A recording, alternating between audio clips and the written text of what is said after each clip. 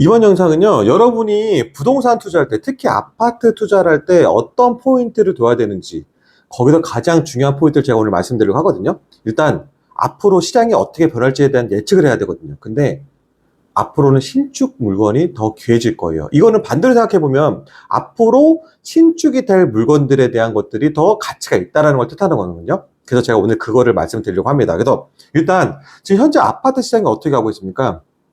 가격이 안 떨어지고 있어요. 여러분. 가격이 안 떨어진다고 계속 얘기를 하거든요.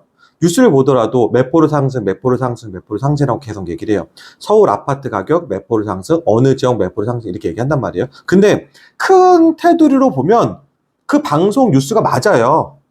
아파트 가격이 떨어지지 않았단 말이에요. 왜냐면 지금 올해 초부터 가격이 오르기 시작했고, 중반기부터는 거의 가격이 급등했단 말이에요, 지금. 엄청나게 급등을 했고, 그리고 저희가 정부 정책, 대출 규제라든지, 그리고 이 공급 정책에 대한 부분, 그런 여러 가지 규제가 나오면서 거래는 급감했어요, 여러분. 거래가 급감했는데, 지금 거래가 급감함에도 불구하고 아파트 가격은 떨어지지 않는다는 거에 대한 뉴스가 계속 나오고 있고, 그리고 뉴스에 또 2026년도에 대한 전망을 얘기한단 말이에요. 2026년에도 역시 아파트 가격은 떨어지지 않을 것이다라고 전망을 다 하고 있어요. 그래서 이 말이 맞을까요, 틀릴까요? 자, 일부는 맞고 일부는 틀린 거예요. 근데 이게 왜 이 말 자체는 틀리지가 않아요. 아파트 가격이 떨어지지 않을 거다. 서울 아파트 가격은 떨어지지 않는다는 말이 틀리지 않단 말이에요. 예를 들어서 강남 아파트가요, 거래량은 별로 없단 말이에요. 거래량이 얼마 없는데 30억짜리 아파트가 35억에 거래가 됐다고 합시다. 그럼 5억이 상승된 거죠. 지금 5억이 상승됐어요. 근데 일반 강북의 아파트가 있어요. 강북의 아파트가 있는데 강북의 모 아파트 5억짜리 아파트가 있어요. 근데 5억짜리 아파트가 4억 9천으로 거래가 됐어요. 전 거래 대비. 그러면 이 강북의 이 아파트는 1,000만 원에 떨어진 거잖아요. 그렇죠? 근데 이 강남 이 아파트는 5억이 올랐잖아요. 근데 가격적으로 봤을 때 어때요? 가격이 평균적으로 보면 가격이 상승된 거죠. 가격이 어떤 부분에서는 가격이 상승되고 어떤 부분은 가격이 하락이 된 부분도 있고 조정을 받는 데도 있지만, 이거를 큰 테두리의 서울 시내에 이거를 보면은 가격이 평균적으로 상승했단 말이에요. 그래서 여기도 지금 평균의 오류를 범하면 안 되는 거예요, 여러분. 그 내가 살려는 아파트가 어떤 위치에 대한 건지를 굉장히 판단을 잘해야 되는군요. 그럼 여러분이 어떤 걸 보셔야 되냐? 내가 살려는 아파트가 강남이에요. 그럼 강남 아파트를 어떤 컨디션이고 강남 아파트가 거래가 어떻게 되고 있고 앞으로 거래가 어떻게 될 것인지 있는 걸 예측을 해야 돼요. 반대로 내가 살려는 아파트가 성동구예요. 그럼 성동구 아파트가 어떻게 될지를 봐야 되는 거예요. 내가 반대로 노원구예요. 그럼 노원구 아파트가 어떻게 흘러갈지 이렇게 봐야 되는 거예요. 따로따로 분리해서 보셔야 되는 거예요. 그리고 지금 요즘에 분당 아파트 가격이 굉장히 뜬다고 그랬잖아요. 가격이 많이 상승한다고 그랬죠. 그럼 왜 그럴까요, 여러분? 그냥 단순하게 상승하는 것 때문에 그럴까요? 아니에요, 아니에요. 재건축 기대감이 많이 들어간 일기 신도시기 때문에 그런 거예요. 반대로 일산 아파트는 그렇게 오르지 않았어요. 분당 아파트들 가격이 오른 거예요. 이게 입지 때문에 그러거든요. 분당 아파트가 오르는 이유는.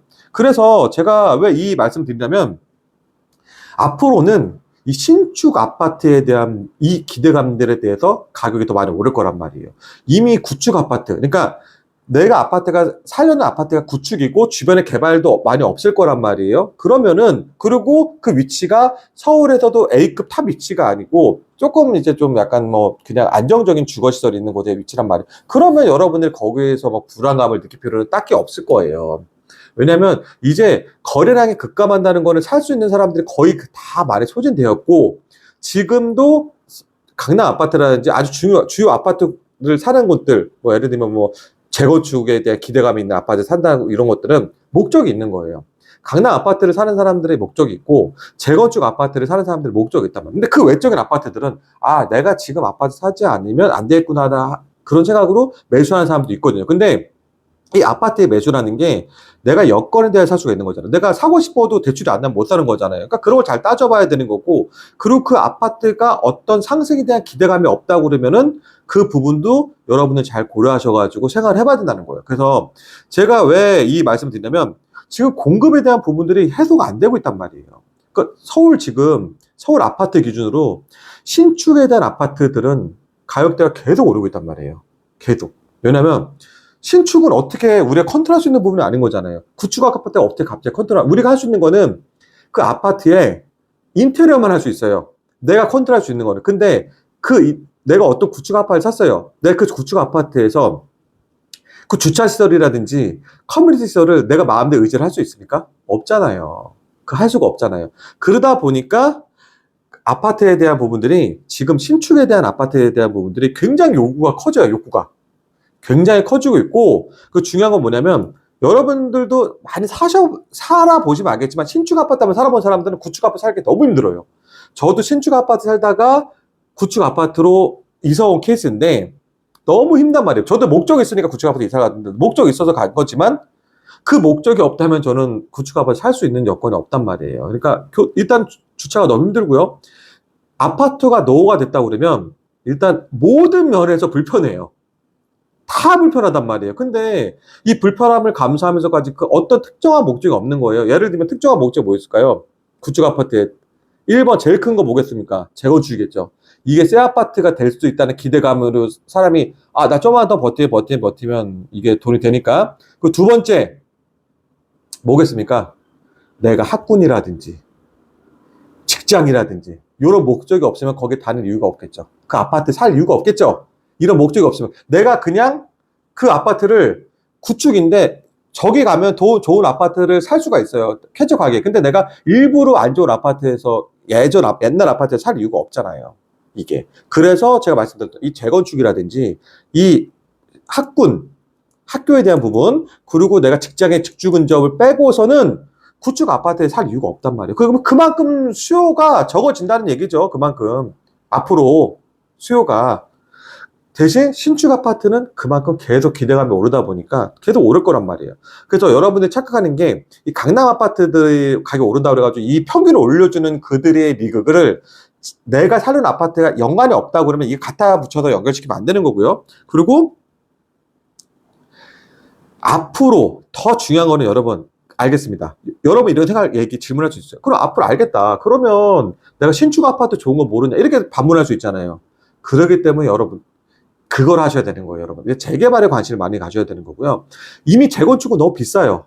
재건축은 너무 비싸기 때문에, 왜냐면 재건축 비싸는 이유는 뭐냐? 초기 투자금이 너무 높단 말이에요. 왜냐면 여러분 아시는 뭐 재건축 단지들 많잖아요. 일단 뭐 잠실 주거 5단지, 음마 아파트라든지 이런 이미 가격대가 어마어마하단 말이에요. 내가 현금을 무시하게 갖고 들어가야지 내가 거길 진입할 수가 있는데, 그 돈이면 솔직히 다른 아파트 살 수 있는 돈인 거잖아요. 근데 그 돈이 없으니까 새 아파트 뭐 좋은 거 모르겠냐 뭐 이렇게 질문할 수 있잖아요. 그래도 제가 재개발을 예전 강의라든지 영상에서 재개발을 계속 강조하고 있는 거고, 앞으로 신축 물량에 대한 부분들은 계속 물량이 딸릴 거란 말이에요. 가치는 더 높게 평가가 될 거란 말이에요. 그리고 신축 물량, 지금 이 재개발의 장점이 뭐냐면 계속 그 기대감이 올라가서 가격이 오른단 말이에요. 떨어지는 게 없어요. 재개발은 떨어지는 게 웬만하면 떨어지는 게 없어요. 좋은 물건과 좋은 입지를 잡으면 떨어지는 게 없고 계속 오른단 말이에요. 그 단계가 진행될수록 가격이 오른단 말이에요. 그래서 여러분들은 앞으로 지금 아파트 시장 자체가 막 가격이 뉴스가 오른다고 막 이렇게 불안해하고 막 그럴 필요 없이, 내가 지금 집에 없는 사람은 전략을 세워줘야 되는 게 굉장히 중요해요. 내가 살려는 아파트가 이런 내가 아까 말했던 그들만 리그 아파트가 아니면서는 잘 봐가지고 내고할 수 있는 거를 잘 매수자 우위 시장으로 잘 내고할 수 있는 폭을 기르는 게 굉장히 중요해서 매수하는 게 중요하고, 그게 아니고 내가 그거 말고 나는 더 과감한 투자하겠다 그러면 재개발 투자가 굉장히 유망하다는 거죠. 왜냐하면 앞으로 신축은 더 기해질 거니까요. 애매모호한 구축들은요 그만한 가치가 없을 것이고요. 그리고 제가 아까 말했던 뭐 구축이더라도 뭐 학군이라든지 직장에 대한 직주 근접이 가능한 곳들, 그런 곳들이라든지 재건축 기대감 없으면 아파트도 옛날 아파트는 큰 기대감이 앞으로 없을 겁니다. 그래서 여러분 투자를 하실 때 이런 부분을 초점 맞춰 투자를 하셔야 되는 게 굉장히 중요하다는 말씀을 드리고 싶어서 이 영상을 준비했습니다. 자, 이렇게 마치도록 하겠습니다.